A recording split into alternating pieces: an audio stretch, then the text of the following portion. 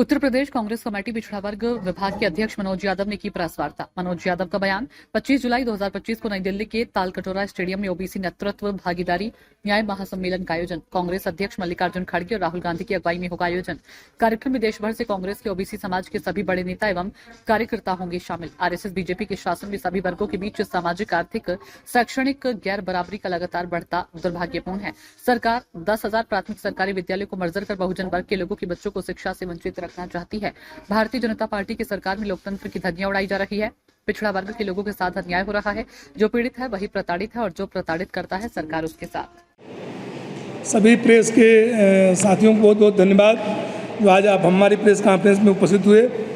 आज हम लोग पूरे देश में जिस प्रकार से राहुल गांधी जी ने सामाजिक न्याय और न्याय को लेकर वो लड़ाई लड़ रहे हैं, उन्हीं बातों को आगे बढ़ाते हुए कांग्रेस पार्टी ने 25 तारीख को तालकटोरा स्टेडियम दिल्ली में एक कांग्रेस नेतृत्व का भागीदारी न्याय सम्मेलन रखा है, जिसमें पूरे देश के हर जगह से पिछड़े वर्ग के नेता तालकटोरा स्टेडियम में 25 जुलाई को उपस्थित रहेंगे और ये भागीदारी न्याय की एक बड़ी मुहिम है।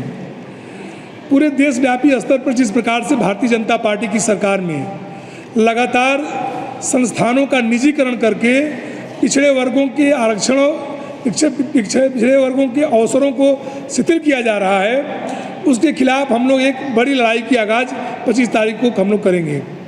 इस सम्मेलन को करने का उद्देश्य हमारा ये है कि जैसा कि हमारे नेता राहुल गांधी जी और कांग्रेस पार्टी का मानना है कि आने वाले दिनों में आपने लगातार राहुल गांधी जी के बयानों के माध्यम से सुना होगा कि वो चाहते हैं कि इस देश में जो कांग्रेस पार्टी है, जो हमेशा इस देश में न्याय, इंसाफ और संविधान लोकतंत्र की लड़ाई लड़ी है, उसकी बागडोर को पिछड़े वर्ग के लोग, दलित वर्ग के लोग, आदिवासी वर्ग के लोग अपने हाथ में लें और इस लड़ाई को आगे बढ़ाएं। उसी संदर्भ में 25 तारीख को हमारा सम्मेलन तालकटोरा स्टेडियम में हो रहा है।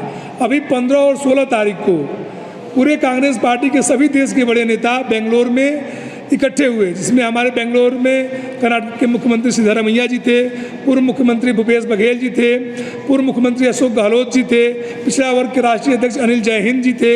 इसी तरह से देश भर के जितने पिछड़े वर्ग के नेता थे, उन लोगों ने वहाँ पर बेंगलोर में बैठक की और वहाँ का एक डिक्लेरेशन है, उसके माध्यम से वो इस देश में जातिगत जनगणना कराने और जातिगत जनगणना कराने का जो मॉडल है वो तेलंगाना मॉडल लागू करने, पूरे देश में निजीकरण को रोकने और पूरे देश के संसाधनों में, नौकरियों में, संस्थाओं में पिछड़े वर्ग की भागीदारी को सुनिश्चित करने के लिए एक व्यापक मोर्चा बनाने की बात की गई है।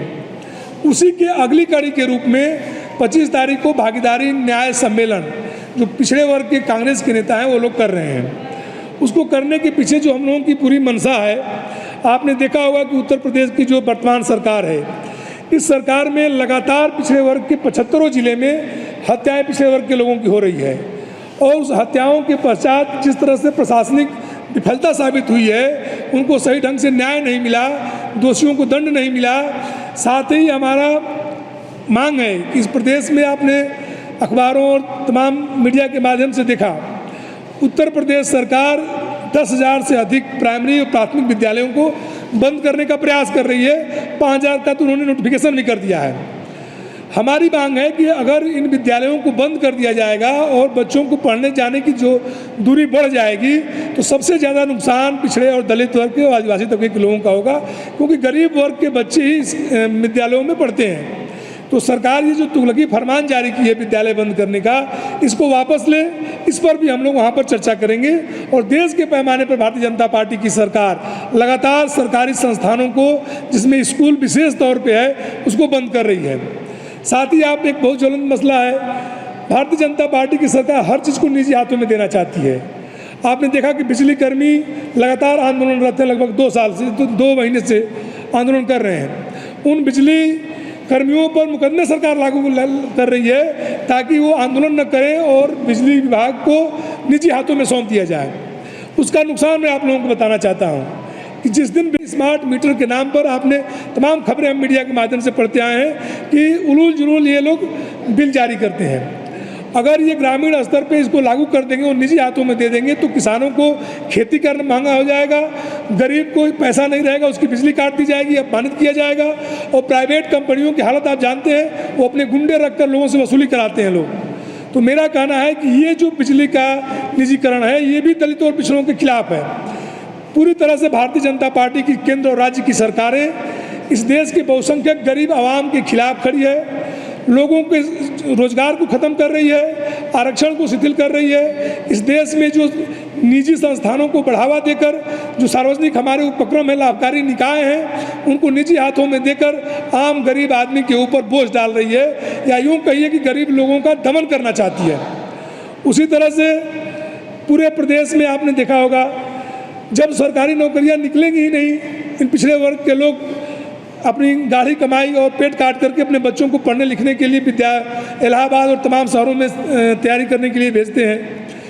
आपने देखा होगा कि माध्यमिक शिक्षा सेवा चयन बोर्ड, उच्चतर शिक्षा सेवा चयन बोर्ड ये 10-10 बार अपने ही फार्म पर निकलने वाली वैकेंसियों की परीक्षा की तिथि को बढ़ाता रहता है। कोई परीक्षा पारदर्शी तरीके से नहीं हो रही है। इन सब मुद्दों पर हम लोग चर्चा करेंगे। 25 तारीख को हमारे राष्ट्रीय अध्यक्ष डॉक्टर अनिल जैन जी ने देश के विभिन्न हिस्सों में घूम घूम कर कांग्रेस पार्टी के पिछड़े वर्ग के सभी नेताओं को, चाहे वो ब्लॉक स्तर का नेता हो, चाहे वो जिले स्तर का नेता हो, विधायक हो, सांसद हो, मंत्री हो, सभी लोगों की एक बैठक बुलाई गई है। उस सम्मेलन में तालकटोरा स्टेडियम में हमारे नेता प्रतिपक्ष राहुल गांधी जी उपस्थित रहेंगे, हमारे पार्टी के राष्ट्रीय अध्यक्ष आदरणीय मल्लिकार्जुन खड़गे जी उपस्थित रहेंगे और देश भर से हमारे जितने भी पिछड़े वर्ग के नेता हैं सब लोग उपस्थित रहेंगे। इसी की सूचना देने को और मीडिया के माध्यम से हम उत्तर प्रदेश के पिछड़े वर्ग के जो समाज सेवी हैं, जो समाज में पिछड़े वर्गों के उत्थान के लिए काम कर रहे हैं, उनको भी आमंत्रित करने के लिए आपके बीच में हम लोग आए हैं। अब आप लोगों का अगर हमसे कोई सवाल लेना हो तो आप ले सकते हैं। कोटेदार जो है उनकी मांगे नहीं मांगी जा रही है, हालांकि हजरतगंज में उन्होंने जो प्रदर्शन किया उनकी चीज़ें है उनको 70% दिया जा रहा है मांगों को लेकर के। उनका कहना मतलब है जैसे और भी जगहों पर जिलों में है उस तरह हम लोग साथ क्यों नहीं हो रहा है, ऐसे सरकार उनको जो है दबाने की कोशिश करती है। देखिए, सरकार अलोकतांत्रिक ढंग से पूरे प्रदेश में कोई भी आवाज़ जो अपने अधिकार के लिए, अपने हक के लिए उठाता है उसको ये दमन करने का प्रयास कर रही है। आपने देखा होगा कि जब भी छात्र अपने रोजगार के लिए लड़ता है, गरीब तबके के लोग अपने हक अधिकार के लड़ते हैं, पुलिस या तो उन पर फर्जी मुकदमे लगाकर उनको जेल बंद कर देती है या उनको प्रताड़ित करती है। इस पूरे भारतीय जनता पार्टी के शासनकाल में जो पूरी लोकतंत्र है उसकी धज्जियाँ उड़ाई जा रही हैं। जैसे कि आपने देखा होगा कि कोई भी आंदोलन लखनऊ के अंदर हो या प्रदेश के किसी कोने में हो, तमाम फर्जी खबरें चलाने लगती है भाजपा का मीडिया सेल। जो यहाँ पर न्याय के लिए, मैं इधर विगत के पिछले 1 महीने के अंदर मैं 4-5 जिले में गया जहाँ पर पिछड़े वर्ग के लोगों की हत्याएं हुई। मैं एक पाल बिरादरी की बेटी के साथ बलात्कार हुआ, कौशाम्बी, वहाँ गया। फतेहपुर में एक क्या कहते हैं, एक पिछड़े वर्ग की बच्चे के साथ वो वहाँ भी मैं गया, पीट के हत्या करती, पालपुर में बिरादरी के थे। अभी मैं एक सुल्तानपुर में मैं गया था। है कि जो पीड़ित है वही प्रताड़ित है और जो प्रताड़ित करने वाला है उसी के पक्ष में सरकार है। तो पूरा उत्तर प्रदेश में एक तरह से आप कहिए जंगल राज की स्थिति है, कानून व्यवस्था ध्वस्त है, गरीबों के अधिकार को जो लड़ने वाले लोग हैं उनकी लगातार हत्याएं हो रही हैं। इवन मीडिया कर्मी भी जो सच्चाई को दिखाता है उसके ऊपर भी फर्जी मुकदमे ये लोग करते हैं। सूचना इंडिया के सभी दर्शकों को बधाई। अब आप सूचना इंडिया देख सकते हैं जियो टीवी चैनल नंबर 4053 पर भी। साथ ही सूचना इंडिया के सभी सोशल प्लेटफॉर्म इंस्टाग्राम, फेसबुक और ट्विटर से जुड़े और पाएं आपके क्षेत्र से जुड़ी हर एक खबर।